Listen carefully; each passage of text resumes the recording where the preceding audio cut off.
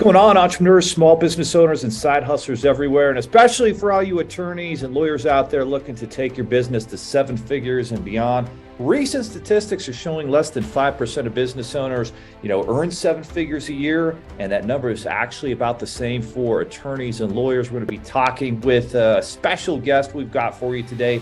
Chris DREYER is going to give us a rundown and a peek and a glimpse of what SEO marketing looks like in 2023 for your business, and especially, with respect to law firms. So Chris's journey in legal marketing has been a saga, to say the least. A world-ranked collectible card game player in his youth, Chris began his grown-up career with a history education degree and landed a job out of college as a detention room supervisor, probably where I'd have been.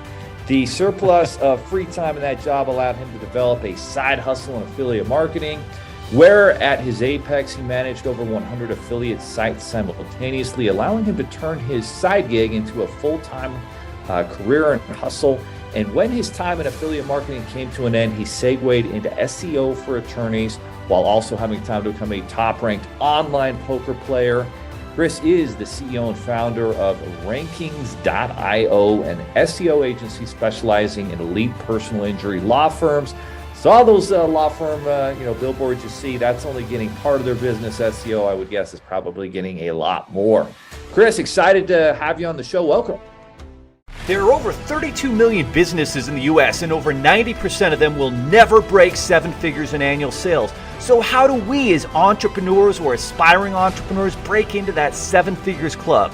This podcast will relentlessly share the secrets, strategies, and tactics I've used to create 3 multi-seven figures businesses and bring in even more successful entrepreneurs than me to share their inspirational stories and tactics to success. You can create your dream business and life right now. So buckle up and let's go. Leo, thanks so much for having me. Thanks for the amazing intro.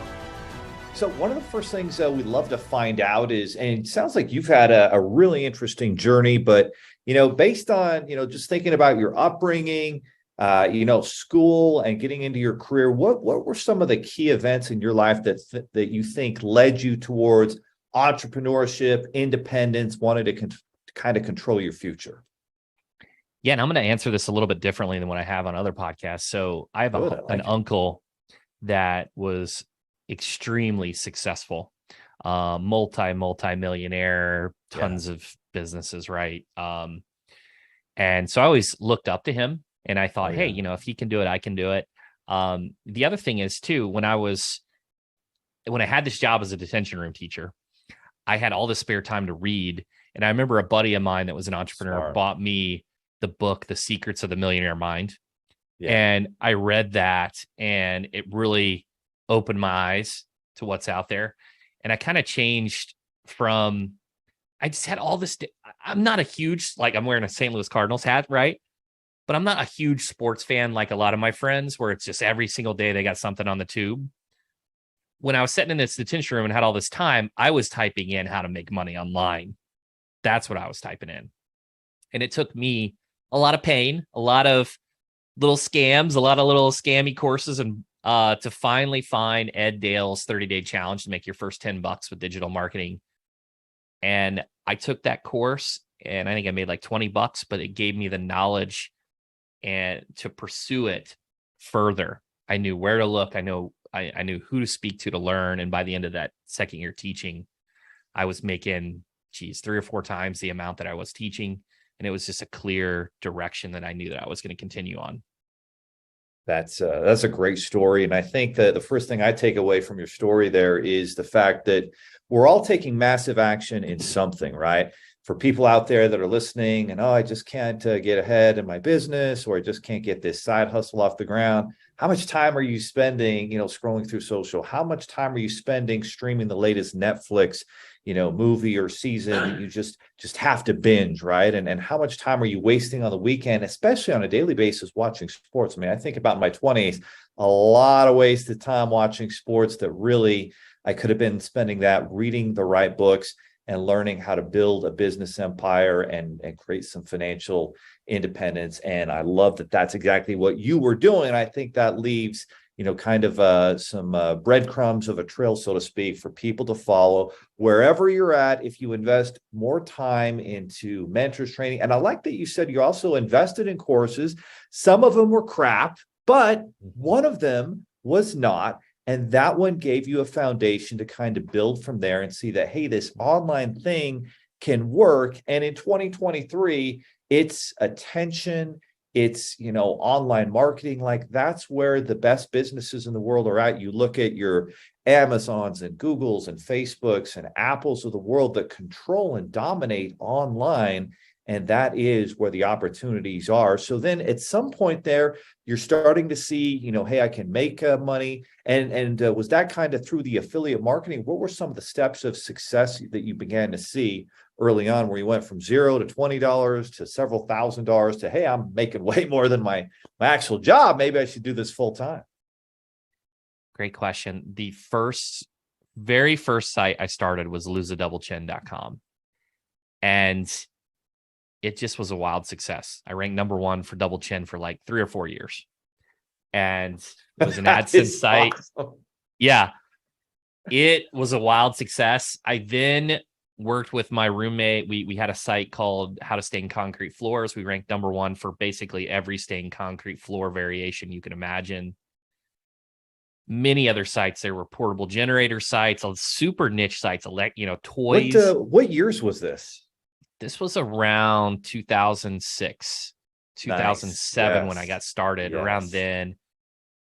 So many odd stories. I had this generator site, and then one of the big hurricanes hit, and it sold out all my generators. I'm like, holy smokes. I didn't see that happening. And I had another situation back when Yahoo had more of the market share from Google. Yeah. Where I opened up my affiliate login on CJ at Commission Junction, and there was an outrageous amount of money in there. And I'm like, what is going on? And every time I refreshed that, I would have a sale. Well, I went to Yahoo, and the homepage of Yahoo was my story. A celebrity was using one of the products I was marketing, and I just happened to outrank the manufacturer. And so just a lot of just random stories like that. I like I said, I had over 100 sites. I was doing the exact match domain thing, the eZine article thing, all the old school kind of gray black hat tactics. I was doing that back in the day. Unbelievable. So you're into affiliate marketing, but the affiliate marketing genius that you're doing so well with is the SEO, right? Because you're ranking on those keyword searches based on different products. In this case, we had a generator. We had the double chin, which is, I'm laughing because I used to kind of have a double chin, and I'd had a goatee in my 20s, and I shaved once. I'm like, what the hell? I've got like a double chin. My wife was giving me crap, and I'm like, same. I got to get my fitness. I got to get this going. But amazing. So how, obviously SEO is always changing, and it sounds like you've got your fingers on the pulse of that. So in those early days where you could do a few things to rank quickly, how have things changed since those, 05, 06 days to now 2023? There's more. Back in the day, if you think of Google like a repository or a library, not every single topic was covered. So you could write an obscure long tail phrase, 500 words, and rank just because that topic wasn't covered. They didn't have that information. Yeah. And now it's just so saturated. Now, most of the information is covered. Now, there's always new things coming about and original information, and there's all kinds of tactics about that. But now it's what's the best content for the consumer that answers their intent. And it's really shifted away from, there's still something to be said with quantitative actions, but to really stand out in these really crowded spaces where everyone's going after the same keyword, you need to focus on quality. Absolutely. So, in marketing today, there's a lot of different strategies out there. I still believe affiliate marketing is one of the most powerful ways to build your business. But even those affiliate marketers, they want ideas and they want tactics and strategies on marketing. And so as you look at online marketing, a lot of people will kind of break it down into, you got paid per click, where you're paying for ads, you're paying for attention, you're paying for traffic and eyeballs. And then on the other side, you're trying to rank, you're trying to have organic search results that translate into traffic, leads, and deals. So as a small business owner, as an attorney, kind of looks at those, trying to grow their business, trying to join that elusive seven figures club that only 5% of business owners get to, what should they consider when they're looking at paid, when they're looking at organic search, and what are some of the tactics that they should consider to take advantage of both? Do you think they should do both? Do you think they should focus on one? How do you see that in 2023? Geez, big question here. So for marketing, it's all about attention. Yes. Attention comes in quantities, right? One billboard is not as good as two. Now, granted, we're the placement, I'm just saying in the abstract. Sure. And having more TV spots or more radio spots, it's essentially when you're marketing, you need to understand where your consumer congregates, and that's where you need to be. Back in the day, a lot of yellow pages worked, right? A phone book, because everyone used the phone book. Everyone was flipping Google. through it. That was our Google. Right? Then it was the TV guide. Where's the TV guide? Great place to advertise. Then it shifted to TV. There wasn't, OTT and all the streaming and, YouTube. TV had all the attention. Then it shifted. It's constantly evolving. And you just need to be aware of where your consumer congregates. And for personal injury lawyers, that's different than, say, bankruptcy attorneys or family law attorneys. Yeah. And the marketing tactics will be different. And who knows? Facebook and Meta, maybe the metaverse takes off and a bunch of people go there. I can tell you right now that if a bunch of people do start using the metaverse, that will be an opportunity to advertise. And it's just constantly shifting. From a digital standpoint, I can speak very strongly and confidently for PI attorneys. From a digital standpoint, your lowest cost per acquisition is going to be SEO. Still, SEO, local SEO. Google local service ads can be excellent, but it's very difficult to get placement. It's now heavily saturated and you can't manipulate it. Very expensive too. I mean, what's your cost per click or your cost to get a lead on that? It's got to be enormous. Yeah, Google Ads, there's all kinds of tactics here where, for example, if you bid on these head terms like car accident lawyer, you're going to spend a fortune. But if you bid on hit by car collision, the words that don't have the word attorney and lawyer can actually get better prices, better CPAs. Google Ads right now, you're looking at, if you can get below a $3,500 cost per acquisition, that's fantastic. And I understand that's still $3,500. And then you got the traditional side, billboards still work. You're in where do accidents occur? On the road. Billboards are right there. That's why no matter where you're at in this country, I land in airport to airport across coast to coast, and I get in my Uber or whatever I'm in, and I'll see those personal injury, ads up on those billboards, and it's because they work, because that's where the accidents occur. People look up to those. That's fascinating. So that's effective. Paid can be effective if you do your ads and your sales funnel right, but very, very expensive. And in my own mind, I kind of see that regardless of the business you're in, right? If it's personal injury lawyer, if whatever business, if it's a restaurant, if it's an accounting business, a marketing agency, like you've got different opportunities, and you've got paid, which can work and can be expensive. But if you're playing the long game and you're really in it for the long run, why do you believe, or do you believe, I bet you do, that SEO is going to be a better bang for your buck long term? Maybe not for all businesses, but probably for a lot of them, versus just putting 100% of your budget for marketing into pay per click ads? Geez, good question. I'm a big fan of SEO mainly because there's intent behind the queries. When someone types in car accident lawyer, they're probably looking to hire an attorney. So that's an easy reasoning. It's also that you're making your website into an asset versus just leasing traffic, right? It's more links, more content. You're adding more books on the shelf for that library for consumers to find you, and it can build over time and create momentum. Most marketing is a linear equation. More inputs get more outputs, meaning if I do more content, I get, as long as it's quality, more links, more reviews, more billboards. It's all linear equation. The thing that most people don't talk about, and I can talk about the comparison on these channels, is the nonlinear equation is referrals. If you can just break in even on most of your marketing channels, then you have this nonlinear equation from referrals. So I'm a big omni-channel approach, so I don't like the either or. I'm an and person. This and this. Yes. So both. Look to do both. Mm-hmm. I like it. So if you had, let's say, $20,000 a month that you're going to allocate for a marketing budget, how would you spread that between paid and SEO?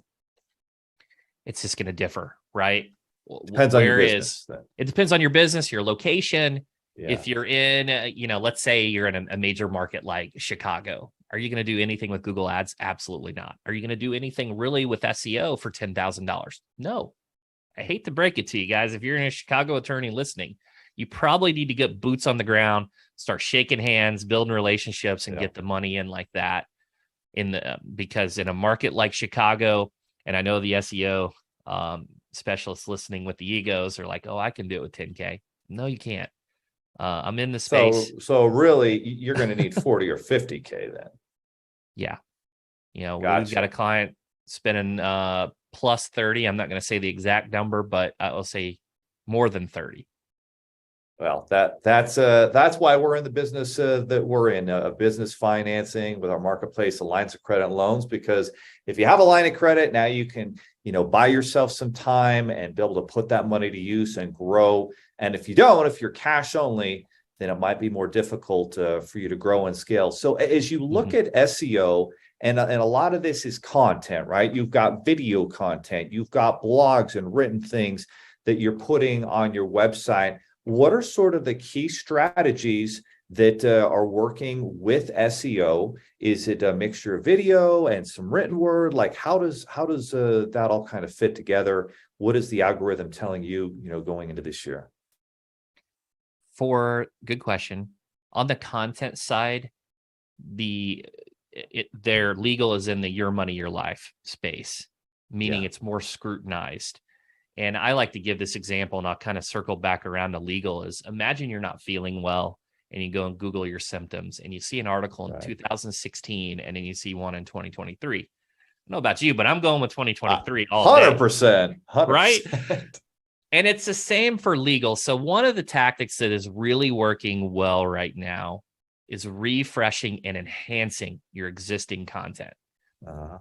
I've even seen, and I don't know this for certain, and I would love to have some other SEO specialists maybe comment for a discussion, is, everyone is freaking out on the Yandex leak, right? The fourth largest search engine, and they released 1,922 ranking signals. One of them that I found really interesting was the percentage. It weights the whole site on the amount of pages that rank versus don't rank.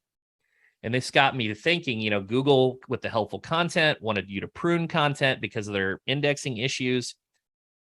So it's just another step in the direction of only having quality content on your website and purging poor content, outdated content. And it's just all about quantity and quality to stand out from a content perspective. So does that mean if I have, some blog post articles, different content, SEO stuff from 2018, I should maybe look at each of those and update them, refresh them, and put a different, update and change some content, update some stuff. And so instead of always creating new content, sometimes it's better to go back and also look at the old stuff and just update it. It's absolutely better to update it. I even feel personally that if you update the title tag, it's a signal to Google to actually reevaluate all the content. And the other thing too is one of the best things that you can do. I mean, here we are early 2023. Right. All of your top 200 pages or whatever pages on your site, the first thing you should do when the year ticks over is go refresh those to have the current year published date. It's huge. I'll say one other thing that I think is going to have a big impact is, Google just released the extra E on EAT. So now it's experience, expertise, authoritativeness, and trustworthiness. What many individuals miss is all the content out there, for the most part, is written in first person or by one individual, one opinion. If you start to get creative and you have multiple contributors to content, whether it's surveys or roundups, That's a lot more experience, a lot more trust when you have, let's say, 10 attorneys telling you what to do after a car accident versus one. Wow. That's a No, mouthful, that's but huge. it's different. That's huge. That's huge. So you're working on building that up. You're updating your SEO, the dates, the blog posts, et cetera, et cetera. And one of the big things that you just brought up that I think is just so important. Yes, you have the content, you have the topic that you're wanting to be an expert or create this solution for based on a question, problem, pain point, that your client has. In this case, we're talking personal injury attorneys and so many like legit pain points that their clients have. And yet, at the end of the day, if you don't have the right headline, like how important, what percentage, if you were going to say, okay, the content in your article is this, but your headline's actually worth this percentage of it being successful, what would you kind of allocate some estimates on that percentage? Oh, geez, I'd say 80-20. 80-20, right? So 80% is the headline. If you have a shitty headline, it's not going to work. It's not going to rank. And what should that headline, what are keys to successful headlines? Since like you said, I agree. I think it's 80%. You have the right headline, that thing takes off. I had a YouTube video go, for me, viral. I got 300,000 organic views. I was super excited about it. And I really feel like it was just a headline. But what are some keys to, creating great headlines, whether it's a blog post, a video, whatever it is? What are keys to having successful headlines? Man, you've been doing this a long time. I got to put my copywriting hat on, right? Yeah. It has to be descriptive. It has to, you can't, for example, I always go to the PI space. Let's say they have a personal injury lawyer practice area page, a sales page. Okay. And if a header just says car accidents, that's like not descriptive at all. But it needs to be more descriptive. You need to have intrigue. Numbers work really effective. Lists are very effective.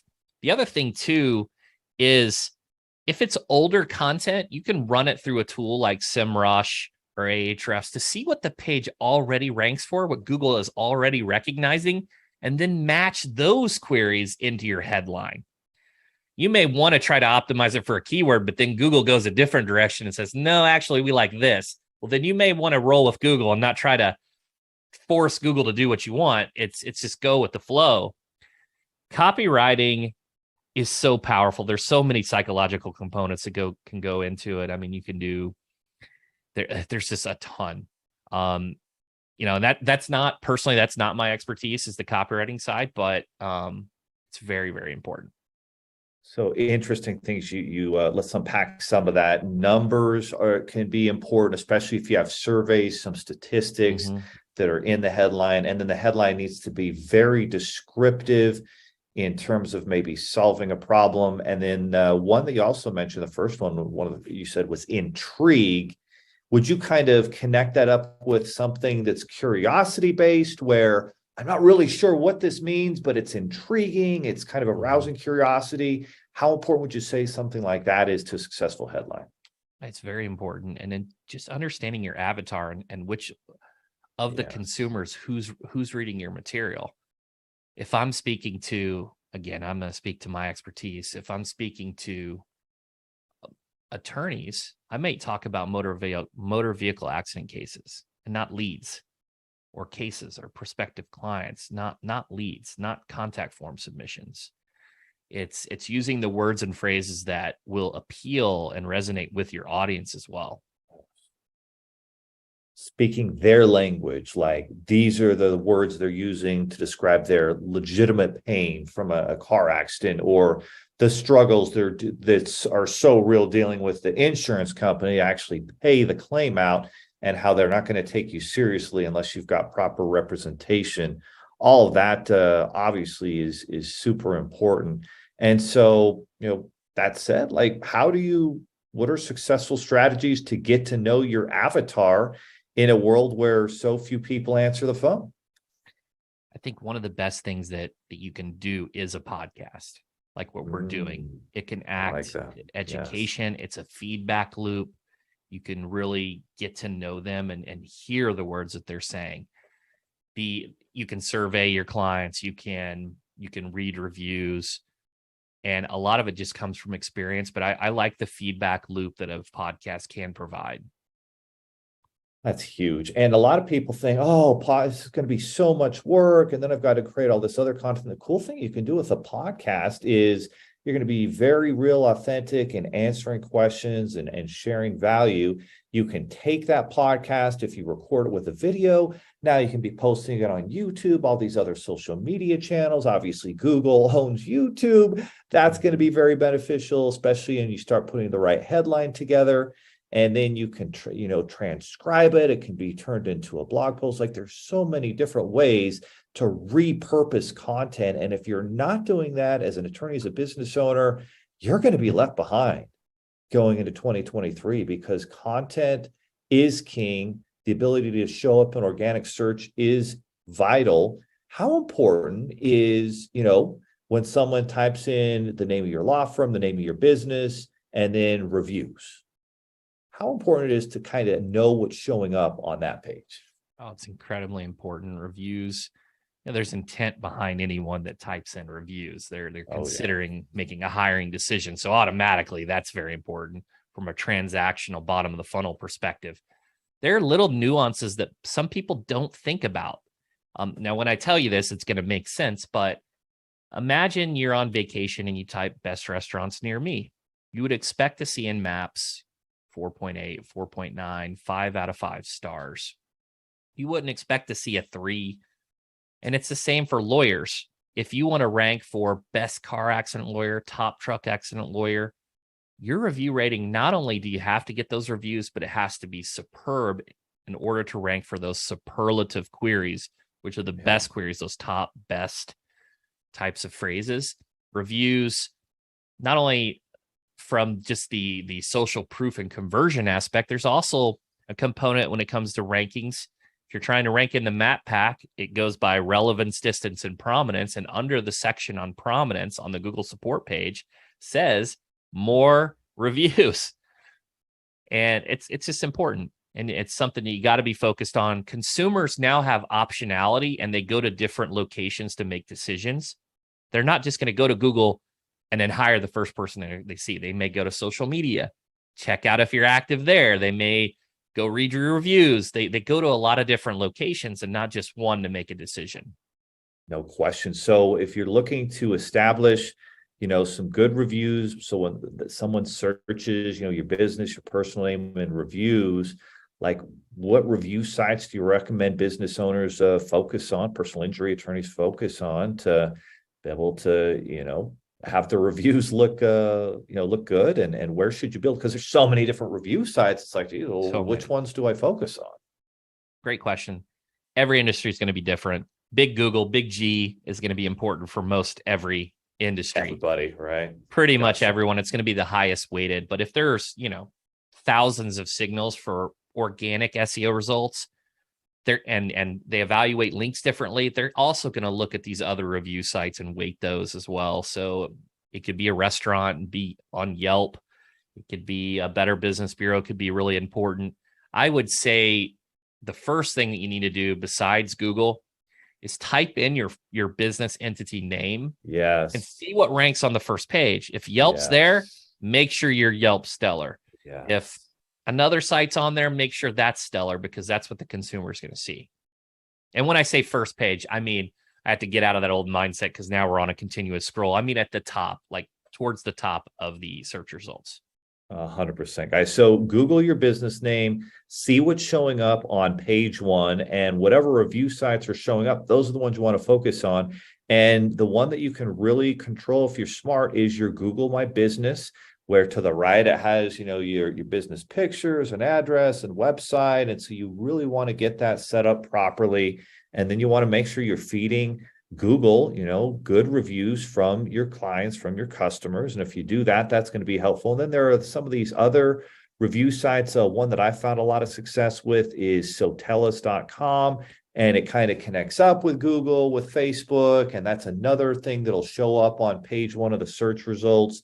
There's a new one that I didn't even put together, but just shows up automatically, called Trust Index, and which is kind of cool. And then there's another one that you can put together called Trustpilot, and they can be another source. And unfortunately, the one you also mentioned that's just so archaic and annoying is our good friends at BBB, where you literally are just paying them, you jump through some hoops, pay them a monthly or annual fee, and you can have an A+ rating, but reviews will start to pop up on there as well.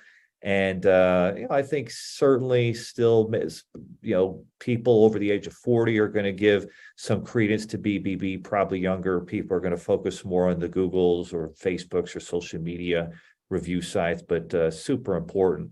Well, amazing content, value bombs, Chris, that you've been dropping on the audience, especially for our attorneys in the personal injury space, and really any small business owner who wants to get things right and understands that long-term SEO is it's going to create this amazing foundation for you to be able to really grow your business. So what's kind of the next step that they could take, or where can they go to connect with you to look at some of the different strategies and see if this might be a good fit for them? Yeah, good question. So strategy wise, I wrote a book recently called Niching Up: The Narrower the Market, the Bigger the Prize. That's on Amazon. Nice. I personally am most active on LinkedIn. That's if you're going to connect with me on social media, that's where you connect with me on. And then my website, if you're a personal injury attorney listening, it's rankings.io. Curious, Chris, why are you so active on LinkedIn right now? And I think I've got a good idea of the answer, and I think the audience needs to pay attention to this. It's just where a lot of business owners congregate, right? It's the theme of conversations is around business, and it's been around forever. Microsoft is blowing up, right? They're growing. It's constantly evolving, and it's just another way to get in front of my clientele. A lot of the attorneys that I work with have LinkedIn profiles and hang out there, so I need to be there as well.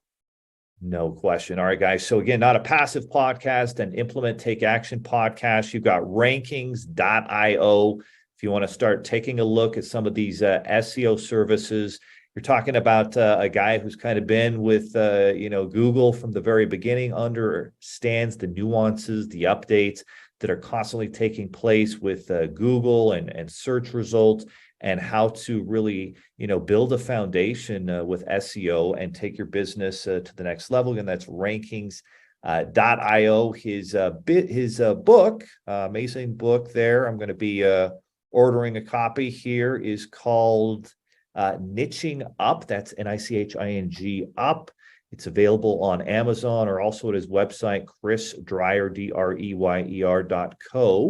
So check that out and make sure you take this stuff seriously. If your whole marketing budget is going towards pay-per-click only, then you're going to constantly be dealing with all the changes there. You're going to have to constantly, it ends up being expensive. And while SEO can be an investment up front, long-term, it is going to create a better foundation and more longer-term success for your business. So make sure you check out Chris's book, check out that website, and get in this game of being a long-term player with marketing and understanding SEO, because the organic search is still so important. I mean, think about how you do it. I mean, when I do search on Google, it's rare that I'm actually clicking on the ad. I'm looking for the organic, best answer to my question, search result. And then, of course, I think the other two things we've got to re-highlight here is if someone Googles your business name and your personal name as the business owner, I consider them one and the same. You've got to know what's on that page and dominate, make sure you're putting good content. And especially number two, on review sites, got to dominate on those and make sure you're feeding those review sites good reviews from your customers and clients. If you're doing that, the odds for success are going to be high. Chris, thank you so much for being a guest on the show. But I do want to give you the chance to give kind of your last word of kind of an action item that people can take to really take the next step in understanding SEO better and implementing it in their business. Geez, the final word here: execution. Don't just think about it. Go out there, create content, and learn from your mistakes. See what Google is picking up and liking, and improve it. If you don't hit a home run on the first one, just keep trying, and and everyone learns from their mistakes, and you just have to execute. Amen, guys. Test, pivot, take action. Great word of advice from Chris. Everybody take action today, and we'll see you next time on the Seven Figures Club podcast. Are you looking for more seven-figure secrets, content, or even how you can launch your own recession-proof business? Then check out sevenfigures.com. That's the digit 7, FIGURES.com, where we share more videos, stories, strategies, funding solutions, entrepreneurial education, and even the secret business type that's recession-proof. Thank you for listening, and if you're finding value in our podcast, please give us a 5-star and invite others to join the club.